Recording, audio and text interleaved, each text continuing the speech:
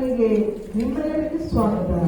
ನಾವು ಕ್ರೈಸ್ತರ ಭಕ್ತಿ ಅಭಿವೃದ್ಧಿಗಾಗಿ ಈ ಯೂಟ್ಯೂಬ್ ಚಾನಲ್ ಅನ್ನು ಪ್ರಾರಂಭ ಮಾಡಿದ್ದೇವೆ. ಇದರ ಉದ್ದೇಶ ದೇವರ ವಿಶ್ವಾಸ, ಭಕ್ತಿ, ಆತ್ಮೀಯ ಜೀವನ ಆಗಬೇಕೆಂಬುದು ನಮ್ಮ ಉದ್ದೇಶ. ದೇವರು ಮತ್ತು ಮನುಷ್ಯರ ಮಧ್ಯೆ ಇರುವ ಆತ್ಮೀಕ ಸಂಬಂಧವನ್ನು ನಾವು ಈ ಸಮಯದಲ್ಲಿ ನೋಡೋಣ. ಸನ್ನಿವೇಶ: ಪರಲೋಕದಲ್ಲಿ ದೇವರು ಮತ್ತು ದೂತರು ಒಂದು ಚರ್ಚೆ ನಡೆಯಲಾಯಿತು. ಅದು ಯೇಸುವಿನ ಸ್ವಂತ ರಕ್ತದಿಂದ ಕ್ರಯಕ್ಕೆ ಸಂಪಾದಿಸಿಕೊಂಡ ದೇವ ಜನರ ಭಕ್ತಿಯನ್ನು ಪರಿಶೋಧಿಸುವುದನ್ನು ಕುರಿತು ಚರ್ಚಿಸಲಾಯಿತು. Scene number 1. ನನ್ನ ಪ್ರಧಾನ ದೂತರೇ, ನನ್ನ ಮೇಲೆ ನಂಬಿಕೆ ಇಟ್ಟ ನನ್ನ ಜನರು ನನ್ನಲ್ಲಿ ನಂಬಿಕಸ್ಥರು ಎಂದು ಪರಿಶೋಧಿಸಿ ನೋಡೋಣ.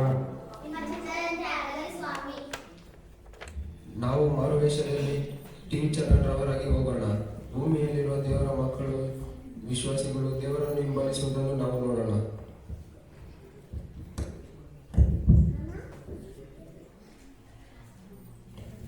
ಮೂರು ರೀತಿಯಲ್ಲಿರುವ ವಿಶ್ವಾಸಿಗಳನ್ನು ನೋಡುತ್ತೇವೆ. ಶ್ರೀಮತಿಗೆ ವಿಶ್ವಾಸಿ: ಈ ಸ್ತ್ರೀಯು ತನ್ನ ಶ್ರೀಮತಿಗೆಯಲ್ಲಿ ತನ್ನದೆಲ್ಲವನ್ನು ದೇವರ ಸೇವೆಗಾಗಿ ಉಪಯೋಗಿಸಿಕೊಂಡು ದೇವರಲ್ಲಿ ಮತ್ತು ಪರಲೋಕವನ್ನು ಕುರಿತು ನಿರೀಕ್ಷೆಯನ್ನು ಇಟ್ಟುಕೊಂಡು ಜೀವಿಸುತ್ತಿದ್ದಾಳೆ. ಬಡ ವಿಶ್ವಾಸಿ: ಈ ಸ್ತ್ರೀಯು ತುಂಬಾ ಬಡತನದಲ್ಲಿ ಇರುತ್ತಾರೆ, ಆದರೆ ದೇವರಲ್ಲಿ ಸಾಕ್ಷಿಯಾಗಿ ಮತ್ತು ನಂಬಿಕೆಯಲ್ಲಿ ಸ್ಥಿರವಾಗಿದ್ದಾರೆ. ಅಂಕರ ಶ್ರೀಮಂತೆ: ಈ ಸ್ತ್ರೀಯು ಐಶ್ವರ್ಯವಂತಳಾಗಿದ್ದರು, ಸಭೆಗೆ ಉಪಯೋಗಿಸದೆ ಎಷ್ಟು ಆಸ್ತಿ ಇದ್ದರೂ ಅದರಲ್ಲಿ ಆನಂದ ಪಡುತ್ತಾ ಯಾರಿಗೂ ಸಹಾಯ ಮಾಡದೆ ತನ್ನದು ಮಾತ್ರ ಎಂದು ಜೀವಿಸುವ ವಿಶ್ವಾಸಿಯಾಗಿದ್ದಾಳೆ. ಅಮ್ಮ, ನಾವು ಪರಲೋಕ ಸುವಾರ್ಥ ಚಾನಲ್ನಿಂದ ಬಂದಿದ್ದೇವೆ. ಅಮ್ಮ, ನಿಮ್ಮ ಸಾಕ್ಷಿಯನ್ನು ಕೇಳುವುದಕ್ಕೆ ಇಷ್ಟಪಡುತ್ತೇವೆ. ದೇವರು ಒಳ್ಳೆಯವರು, ದೇವರು ಮಾಡುವುದೆಲ್ಲೂ ನಡೆಸುವುದೆಲ್ಲವೂ ನಮ್ಮ ಒಳ್ಳೆಯದೇ. ದೇವರಿಗೆ ಮಹಿಮೆಯಾಗಲಿ. ಆಹಾ, ಎಷ್ಟು ಒಳ್ಳೆಯ ಸಾಕ್ಷಿ! ದೇವರು ನಿಮಗೆ ಕೊಟ್ಟ ಆಸ್ತಿಯನ್ನು ಸೇವೆಯ ಬೆಳವಣಿಗೆ, ಆತ್ಮಗಳ ರಕ್ಷಣೆ, ಸೇವೆಯ ಕಾರ್ಯಗಳಿಗೆ ಉಪಯೋಗಿಸುತ್ತಿದ್ದೀರಲ್ಲ, ಆದರೆ ನಿಮಗೇನು ಇಟ್ಟುಕೊಂಡಿದ್ದೀರಿ? ಪರಲೋಕವು ನನ್ನ ಸ್ವಂತವು, ನನಗೆ ವಾಸ ಮಾಡುವುದಕ್ಕೆ ಸ್ಥಳವನ್ನು ಸಿದ್ಧ ಮಾಡುತ್ತೇವೆ ಎಂದು ನನ್ನ ಪ್ರಿಯರು ನನಗೆ ವಾಗ್ದಾನ ಮಾಡಿ ಹೋಗಿದ್ದಾರೆ. ಅಲ್ಲಿ ನನಗೆ ಹಸಿವೇ ಇಲ್ಲ. 12 ತಿಂಗಳು 12 ತರವಾದ ಫಲ ಕೊಡುವ ವೃಕ್ಷಗಳು ಅಲ್ಲಿಯಾವೆ. ಪರಲೋಕದಲ್ಲಿ ನನ್ನ ಮಗನಿಂಗನ ಜೊತೆಯಲ್ಲಿ ಸೇರಿರುತ್ತೇನೆ. ಅಮ್ಮ, ಪರಲೋಕ ರಾಜ್ಯವನ್ನು ಕುರಿತು ನೀವೇನು ಹೇಳ್ತೀರಿ? ನನ್ನ ಪ್ರಿಯ ಯೇಸುವನ್ನು ನಾನು ಅಲ್ಲಿ ನೋಡಿದ್ದೇನೆ. ಅನ್ಯರ ಕಣ್ಣಿಂದಲ್ಲ, ನನ್ನ ಸ್ವಂತ ಕಣ್ಣಿಂದ ನಾನು ಅಲ್ಲಿ ನೋಡಿದ್ದೇನೆ. ನನಗಾಗಿ ಗಾಯಗೊಂಡಿರುವ ಕೈಗಳಿಗೆ ಮುತ್ತಿಡುವೆನು. ಇದಕ್ಕಿಂತ ನನಗೆ ಇನ್ನೇನು ಬೇಕು? ಅಮ್ಮ, ನಿಮಗೆ ಇಷ್ಟು ಆಸ್ತಿಯನ್ನು ಕೊಟ್ಟಿದ್ದಾರಲ್ಲ, ಇದನ್ನು ಕುರಿತು ನೀವೇನು ಹೇಳುತ್ತೀರಿ? ನಾನು ಏನಿಲ್ಲದವಳಾಗಿ ಬಂದೆ. ದೇವರು ನನಗೆ ಜೀವ ಕೊಟ್ಟು ಆಸ್ತಿ ಅಂತಸ್ತು ಕೊಟ್ಟಿದ್ದಾರೆ. ಅದ್ಯಾವುದೋ ಅದು ನನ್ನದಲ್ಲ, ದೇವರು ನನಗೆ ಕೊಟ್ಟಿರುವುದು. ದೇವರಿಗೆ ಮಹಿಮೆ ಆಗಲಿ. ಇದೆಲ್ಲದನ್ನು ದೇವರಿಗಾಗಿ ಒಪ್ಪಿಸಿದ್ದೇನೆ.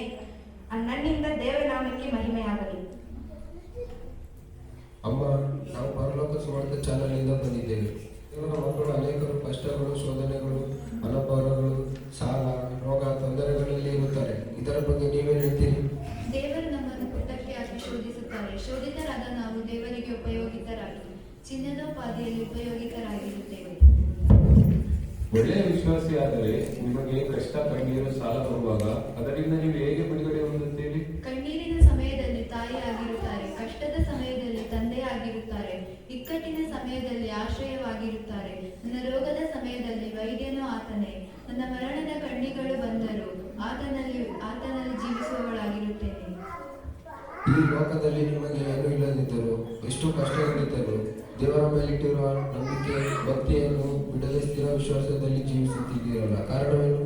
ಈ ಲೋಕದಲ್ಲಿ ನನಗೆ ಎಷ್ಟು ಕಷ್ಟಗಳಿದ್ದರೂ ನನ್ನ ದೇವರು ನನಗೋಸ್ಕರ ಅನುಭವಿಸಿದ ಕಷ್ಟಗಳು, ಶಿಲುಬೆಯಲ್ಲಿ ಅನುಭವಿಸಿದ ಬಾಧೆಗಳು ನೆನೆಸಿಕೊಂಡರೆ ನಾನು ಅನುಭವಿಸುತ್ತಿರುವುದು ಏನೂ ಅಲ್ಲ. ಹಾಗೆಯೇ ಹೆಚ್ಚಾದ ತೊಂದರೆಯು ಕಷ್ಟಗಳು ಬರುವಾಗಲೇ ತಪ್ಪಿಸಿಕೊಳ್ಳುವುದಕ್ಕೆ ಮಾರ್ಗವನ್ನು ಒದಗಿಸುತ್ತಾರೆ ಮತ್ತು ಹೆಚ್ಚಾದ ತೊಂದರೆಯಲ್ಲಿ ಸಂತೈಸುವ ದೇವರಾಗಿರುತ್ತಾರೆ. ನನ್ನ ದೇವರು ನನಗೋಸ್ಕರ ಪ್ರಾಣವನ್ನು ಕೊಟ್ಟ ನನ್ನ ದೇವರ ಪ್ರೀತಿಯನ್ನು ನನ್ನ ಜೀವ ಇರುವವರೆಗೂ ನಾನು ಮರೆಯುವುದಿಲ್ಲ. ಆಹಾ, ದೇವರಲ್ಲಿ ಎಷ್ಟು ನಂಬಿಕೆ ಇಟ್ಟಿದ್ದೀರಿ ಅಮ್ಮ. ನಿಮ್ಮ ನಂಬಿಕೆಯೇ ದೊಡ್ಡದು. ನಾನು ನಂಬಿಕೆಯನ್ನು ಹುಟ್ಟೈಸುವವನು, ಪೂರೈಸುವವನು ಆಗಿರುವ ಯೇಸುವಿನ ಮೇಲೆ ನಂಬಿಕೆಯನ್ನು ಇಟ್ಟು ನನ್ನ ಒಂದೊಂದು ಹೆಜ್ಜೆಯನ್ನು ಮುಂದಿಡುತ್ತೇನೆ. ನಾನು ಕದಲುವುದಿಲ್ಲ. ಯಾವಾಗಲೂ ಯೇಸು ನನ್ನ ಜೊತೆಯಲ್ಲಿ ಇರುತ್ತಾರೆ, ನನ್ನ ಕೈಯನ್ನು ಹಿಡಿದು ನಡೆಸುತ್ತಾರೆ. ನೀವು ಕಷ್ಟಗಳ ಮಧ್ಯದಲ್ಲಿ ದೇವರ ಮೇಲಿಟ್ಟಿರುವ ನಂಬಿಕೆ, ನಿರೀಕ್ಷೆ, ಪ್ರೀತಿ ಇವುಗಳಿಗೆ ತಕ್ಕ ಪ್ರತಿಫಲವನ್ನು ದೇವರು ತಾನೇ ನಿಮಗೆ ದಯಪಾಲಿಸಲಿ. ದೇವರು ನಿಮ್ಮನ್ನು ಆಶೀರ್ವದಿಸಲಿ. ನಿಮ್ಮ ಸಾಕ್ಷಿಯನ್ನು ಕುರಿತು ಇಷ್ಟಪಡುತ್ತೇವೆ. ನೀವು ನಿಮ್ಮ ಸಾಕ್ಷಿಯನ್ನು ಹೇಳುತ್ತೀರಾ? ನೀವು ನನ್ನನ್ನು ನಿಮ್ಮ ಚಾನಲ್ನಲ್ಲಿ ತೋರಿಸ್ತೀರಾ? ಹಾಗಾದ್ರೆ ನಾನು ಇದುವರೆಗೆ ಹಾಕದೇ ಇಟ್ಟಿರುವಂತಹ ನನ್ನ ಒಡವೆಗಳನ್ನೆಲ್ಲ ಹಾಕಿಕೊಂಡು ಬರುತ್ತೇನೆ.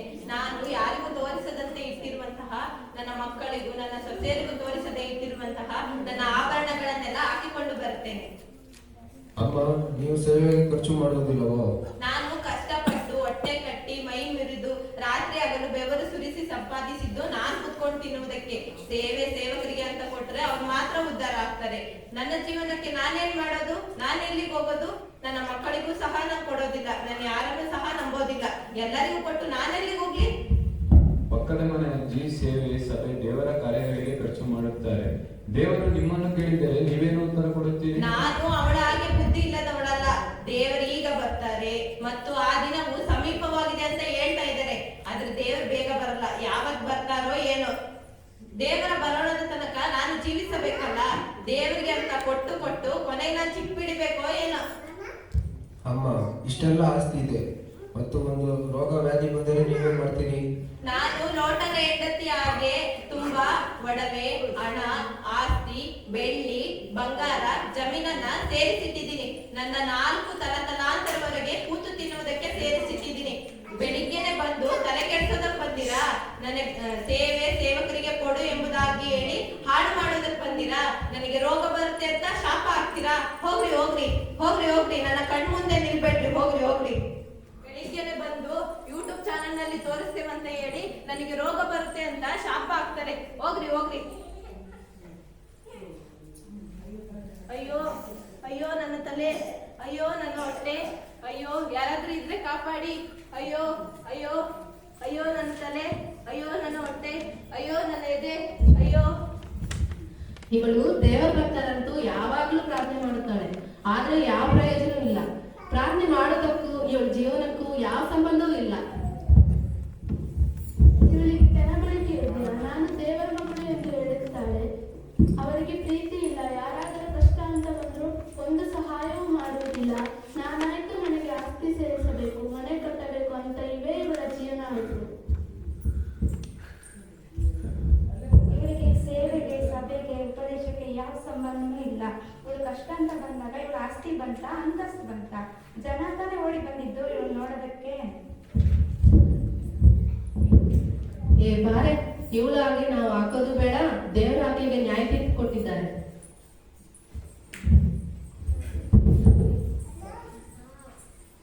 ಯೇಸುಸ್ವಾಮಿ ದೂರದ ಸಂಭಾಷಣೆ. ನೀವು ನನ್ನ ಮೇಲೆ ನಂಬಿಕೆ ಇಟ್ಟ ಜನರ ವಿಶ್ವಾಸವನ್ನು ಪರೀಕ್ಷಿಸಿದ್ದೀರಾ? ನಾವು ಹೌದು ಸ್ವಾಮಿ, ನಾವು ಒಬ್ಬೊಬ್ಬರನ್ನು ಪರೀಕ್ಷಿಸಿದ್ದೇವೆ. ಒಬ್ಬೊಬ್ಬರ ಆತ್ಮಿಕ ಜೀವಿತವು ಒಂದೊಂದು ರೀತಿಯಲ್ಲಿತ್ತು. ಕೆಲವರು ಭೂಮಿಯಲ್ಲಿರುವ ತಮ್ಮ ಆಶೀರ್ವಾದಗಳು ಯೇಸುವಿನ ನಾಮದಲ್ಲಿ ಆತ್ಮಗಳ ರಕ್ಷಣೆ, ಸೇವೆ, ಸಭೆಯ ಕಾರ್ಯಗಳಿಗೆ ಖರ್ಚು ಮಾಡಿ ತಮ್ಮ ಜೀವಿತವು ಯೇಸು ಸ್ವಾಮಿಯ ರಹಸ್ಯ ಬರೋಣವನ್ನು ಕುರಿತು ಕಾದಿದೆ ಸ್ವಾಮಿ. ಕೆಲವರು ದೇವರು ಕೊಟ್ಟ ಆಶೀರ್ವಾದಗಳನ್ನು ತಾವು ಮಾತ್ರ ಅನುಭವಿಸಿ ಸಭೆ, ಸೇವೆ, ದೇವರ ಕಾರ್ಯಗಳಿಗೆ ಖರ್ಚು ಮಾಡದೆ ತಮ್ಮ ಮಕ್ಕಳಿಗೂ ಸಹ ಕೊಡದೆ ಜೀವಿಸುತ್ತಿದ್ದಾರೆ. ಕೆಲವರು ಕಷ್ಟಗಳಲ್ಲೂ ಯೇಸುವಿನ ದೇವರ ಮೇಲಿಟ್ಟಿರುವ ನಂಬಿಕೆ, ಪ್ರೀತಿಯನ್ನು ಬಿಡದೆ ಸ್ಥಿರ ವಿಶ್ವಾಸದಲ್ಲಿ ಜೀವಿಸುತ್ತಿದ್ದಾರೆ ಸ್ವಾಮಿ. ಒಳ್ಳೆಯ ಬೀಜಗಳ ಜೊತೆ ಕಳೆಗಳನ್ನು ಬೆಳೆಯೋಣ. ಕಡೆ ದಿನದಲ್ಲಿ ಬೀಜಗಳನ್ನು ಕಣಿವೆಗೆ ಸೇರಿಸಿ ಕಳೆಗಳನ್ನು ಮುರಿದು ಬೆಂಕಿಗೆ ಹಾಕೋಣ.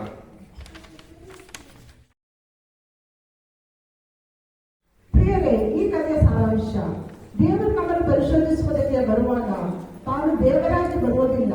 ತನ್ನ ಸೇವಕರ ರೂಪದಲ್ಲಿ, ಇಲ್ಲವಾದರೆ ಬೇರೆ ಯಾರಾದರೂ ರೂಪದಲ್ಲಿ ಬರಬಹುದು. ನಾವು ಈ ಕಥೆಯಲ್ಲಿ ಹಾಗೆ ನೋಡಿದ್ದೇವೆ ಅಲ್ಲವೋ? ಸಹೋದರನ ಸ್ನೇಹವು ನಡೆಯಾಗಿರಲಿ, ಅತಿಥಿ ಸತ್ಕಾರವು ಮರೆಯಬೇಡ. ಹಾಗೆ ಮಾಡುವುದರಲ್ಲಿ ತಿಳಿಯದೆ ದೇವದೂತರನ್ನು ಸತ್ಕರಿಸಿದ್ದಾರೆ. ಇಬ್ರಿಯರ್ 13:1-2. ನಾವು ಈ 3 ವಿಶ್ವಾಸಗಳಲ್ಲಿ ಯಾರು ಹಾಗೆ ಇದ್ದೀರಿ? ಒಂದು ನಿಜ ವಿಶ್ವಾಸಿ ನಮಗೆ ಏನೇ ಇದ್ದರೂ ದೇವರ ಮತ್ತು ಪರಲೋಕ ರಾಜ್ಯದ ಬಗ್ಗೆ ನಿರೀಕ್ಷೆಯಿಂದ ಇರುತ್ತಾರೆ. ಕೆಲವರು ಏನೇ ಕಷ್ಟಗಳು ಬಂದರೂ ದೇವರನ್ನು ಮರೆಯದೆ, ಸೋಲದೆ, ನಿಂತೆ ಪರಿಹಾಸ್ಯದ ಮಧ್ಯದಲ್ಲಿ ಸಹ ದೇವರಿಗೋಸ್ಕರವೇ ಜೀವಿಸುತ್ತಾರೆ. ಕೆಲವರು ಎಷ್ಟೇ ಉಪಕಾರ ಮಾಡಿದರೂ ಮರೆತು ಕೃತಜ್ಞತೆ ಇಲ್ಲದೆ ದೇವರಿಗೂ ಸೇವೆ ನಾಬಾಲನ ಹಾಗೆ ದೇವರ ಕೋಪ ಶಿಕ್ಷೆಗೆ ಪಾತ್ರರಾಗುತ್ತಾರೆ. ಆದರೆ ನಾವು ದೇವರ ಮಕ್ಕಳು, ದೇವರ ನಮಗೆ ಕೊಟ್ಟ ರಕ್ಷಣೆಯ ಆಶೀರ್ವಾದಗಳು ದೇವರ ನಾಮ ಮಹಿಮೆಗೋಸ್ಕರ ಸಭೆಯ ಮುಖಾಂತರ ಉಪಯೋಗ ಆಗಬೇಕು ಎಂಬುದೇ ದೇವರ ಚಿತ್ತ. ಈ ಮೂವರು ವ್ಯಕ್ತಿಗಳಲ್ಲಿ ನೀವು ಯಾರ ಹಾಗೆ ಜೀವಿಸುವುದಕ್ಕೆ ಇಷ್ಟಪಡ್ತೀರಿ? ಇದೇ ಈ ಕಥೆಯ ಸಾರಾಂಶ.